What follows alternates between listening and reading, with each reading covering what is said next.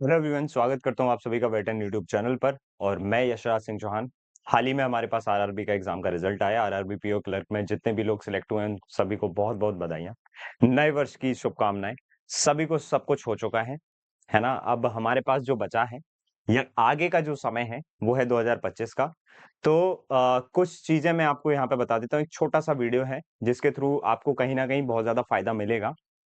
तो do not repeat this mistake again in SBI clerk and PO. अब ये क्या कहानी है, देखो जब से रिजल्ट आया है आरआरबी पीओ एंड क्लर्क का, मैं 1 तारीख से ही स्टूडेंट्स के संपर्क में हूँ।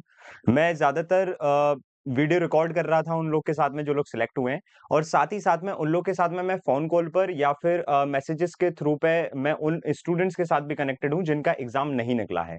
तो दोनों को जब सुना ना, दोनों पक्षों को जब सुना, तब एक ही मात्र चीज निकल के आई है जिस वजह से, और जो सबसे बड़ी जड़ है वो वजह मेरे सामने निकल के आई है। और वो वजह जो है वही आपको नहीं करना है अपने आगे के एग्जाम के लिए, विच इज एक्यूरेसी। अब देखो एक्यूरेसी में हो क्या रहा है कि जब मैंने जो सिलेक्टेड स्टूडेंट हुए हैं उनसे जब बात की, और जो सिलेक्ट नहीं हो पाए हैं उनसे जब मैंने बात करी, तो उनका भी कहना ये था कि सर हमने अटेम्प्ट इतने किए, इतने मार्क्स से हम लोग नहीं हुए, इतने मार्क्स से रिजर्व लिस्ट में आ गए, इतने मार्क्स से ये हो गया, इतने मार्क्स से वो हो गया। तो अल्टीमेटली बात आ रही है एक्यूरेसी। और एक्यूरेसी की बात मैं क्यों कर रहा हूं यहाँ पे कि ये आपको क्यों नहीं करना है मिस्टेक, क्योंकि यार एक्यूरेसी एक ऐसी चीज है जो ना चाहते हुए हमसे गलती होती है। तो अब आप जितने भी मॉक लगा रहे हैं, जितनी भी आप प्रैक्टिस कर रहे हो, जिस भी एग्जाम की आप तैयारी कर रहे हो, और एक चीज मैं आपको और क्लियरली बता दूं, एसबीआई पीओ और एसबीआई क्लर्क की बहुत अलग अप्रोच रहेगी, बहुत अलग स्ट्रेटेजी रहेगी मॉक अटेम्प्ट करने की। आज ही की क्लास में, पेड वाली क्लास में, एसबीआई पीओ का मैंने मॉक अटेम्प्ट करवाया है जिसमें 30 क्वेश्चन हमारे आ रहे हैं, लेकिन उसका तरीका बहुत अलग है यार। और उसमें कितने मार्क्स आएंगे कितने नहीं आएंगे वो बहुत एक अलग चीज है, बट वहां पे भी आपको एक्यूरेसी के ऊपर बहुत ज्यादा ध्यान रखना है। अब देखो 100% एक्यूरेसी हर मॉक में पॉसिबल नहीं है, या हर एक एग्जाम में आप 100% एक्यूरेसी को पॉसिबल नहीं कर सकते हो, लेकिन तब भी इतनी कोशिश जरूर करना कि 90 से 95% आपकी एक्यूरेसी जा रही हो। मतलब 90 के रेंज में आपकी एक्यूरेसी जा रही हो, जिसमें आप जितने भी क्वेश्चन कर रहे हो उसमें एक आध दो क्वेश्चन अगर गलत हो रहे हैं तो उतना एक्सेप्टेबल है। बट अगर आप सोचोगे यार आप अंधाधुंध कुछ भी क्वेश्चन कर रहे हो, 100 में से 100 करके आ गए, क्वांट में 30 कर दिए, इंग्लिश में 30 मार दिए, 40 मार दिए, तो वो पॉसिबल नहीं है भाई। अभी के टाइम पे वो चीज आप नहीं कर सकते। आपको अपनी एक्यूरेसी बढ़ाना पड़ेगी, लेकिन एक्यूरेसी का सबसे बड़ा दुश्मन जानते हो क्या है? एक्यूरेसी का सबसे बड़ा दुश्मन है स्पीड। क्योंकि जब हम स्पीड में चीजों को कर रहे हैं ना, तब हमारी एक्यूरेसी गड़बड़ हो रही है। तो इसका जो इलाज है मैं ऑलरेडी आपको दे चुका हूं, अगर आपको नहीं पता है तो वो मैं आपको बता दूंगा। तो आपको स्पीड, जब जब आप स्पीड बढ़ा रहे हो तब तब आपकी एक्यूरेसी कम हो रही है। ऐसा नहीं है कि आप एक्यूरेसी अच्छी नहीं रख सकते। आप टाइम दे दो उस चीज में, आपका वो क्वेश्चन बिल्कुल 100% सही हो जाएगा। लेकिन हम उसमें जैसे ही स्पीड बढ़ाते हैं ना, वैसे ही हमारी एक्यूरेसी गड़बड़ हो जाती है। हम क्वांट के सेक्शन में, रीजनिंग के सेक्शन में, या किसी भी सेक्शन में स्पीड बढ़ाते हैं तो एक्यूरेसी वहां गड़बड़ हो जाती है। इंग्लिश का थोड़ा सा अलग सिनेरियो होता है। तो आपको एक्यूरेसी बहुत अच्छी रखना पड़ेगी।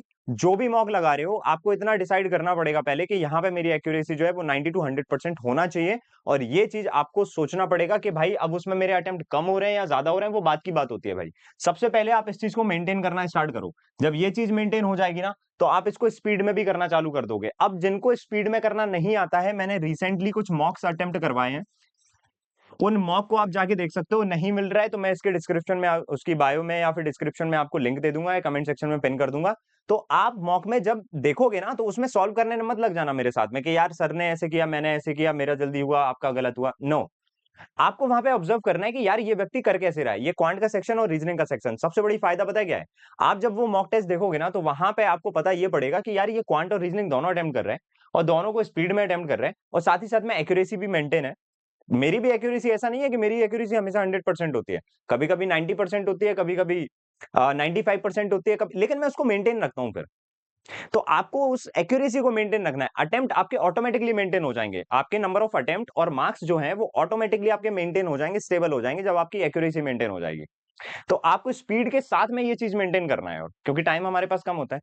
तो मॉक में मैंने बकायदा अटेम्प्ट करना सिखाया कि भाई किस तरह से अटेम्प्ट होता है, उसकी लिंक मैं आपको दे दूंगा। तो वहां पे जाके आप एक बार उसे ऑब्जर्व कीजिएगा कि यार इस वीडियो में मैं बता क्या रहा हूं, मैं करना क्या चाह रहा हूं। ऐसा नहीं कि वाह सर आपने तो पूरी 100% एक्यूरेसी से, वाह वाह वाह, वो नहीं करना है आपने। आपको उसमें सीखना है। किसी भी वीडियो को जब हम देखते हैं ना, तो उसके अंदर क्या सिखाया गया है वो आपको देखना है। किस तरह से मैं क्यूएसएस लगा रहा हूँ, किस तरह से एलयूए लगा रहा हूँ, किस तरह से उसमें एक्यूरेसी मेंटेन में कर रहा हूँ, किस तरह से क्वेश्चन को स्किप कर रहा हूँ। ये सारी चीजें जब आप देखोगे ना, तब आपको पता पड़ेगा कि नहीं यार, कि चीजें ऐसे पॉसिबल हैं। और जब आपको लगता है कि ना कि ये चीज ये बंदा कर रहा है और ये पॉसिबल है, तो हम भी कर सकते हैं। किस तरह से कर सकते हैं वो सारी ढंग आपको सीखना पड़ेंगे। समझ में आ रहा है? आप ऊपर ही ऊपर ये नहीं सोच सकते हो कि यार उसके इतना हो गया, मेरा इतना हो गया, नो। आपको ये चीज़ अपनी मेंटेन करना पड़ेगी, चाहे आप एसबीआई का एग्ज़ाम देने जा रहे हो, चाहे आप एसबीआई क्लर्क का। क्योंकि अल्टीमेटली बात वही आती है, फिर लास्ट में हम लोग वही 0.25, 0.5, 1 मार्क्स उतने ही से आउट होते हैं और फिर वही हमारा ट्रेडिशनल मेथड चालू हो जाता है, वही ट्रेडिशनल तैयारी हमारी चालू हो जाती है। तो बेटर इज़ कि कुछ अगर बदलाव करके जाओगे एग्ज़ाम देने, तो वो ज़्यादा बेटर रहेगा। सो इतना ही था, यही मैं बताना चाह रहा था। बाकी ये कुछ सिलेक्टेड स्टूडेंट है, ये चीज़ आपको मोटिवेट करती है, ये हमारे चमकते सितारे हैं। एंड मैं इंतज़ार कर रहा हूँ आप लोगों का कि आप लोगों के भी यहाँ पे चित्र आएँ, फ़ोटो आएँ और उस तरह से आप भी थोड़ा-सा चमकें, खुश रहें और उसके लिए थोड़ी-सी मेहनत लगेगी दोस्त, वो मेहनत हम और आप मिलके कर रहे हैं। यूट्यूब पर बहुत शानदार क्लासेस आने वाली हैं। कल से ही यूट्यूब की क्लासेस जो हैं वो कंटिन्यू चालू हो जाएँगी। कल संडे है इवन, लेकिन तब भी। Thank you so much, take care. जय श्री कृष्णा।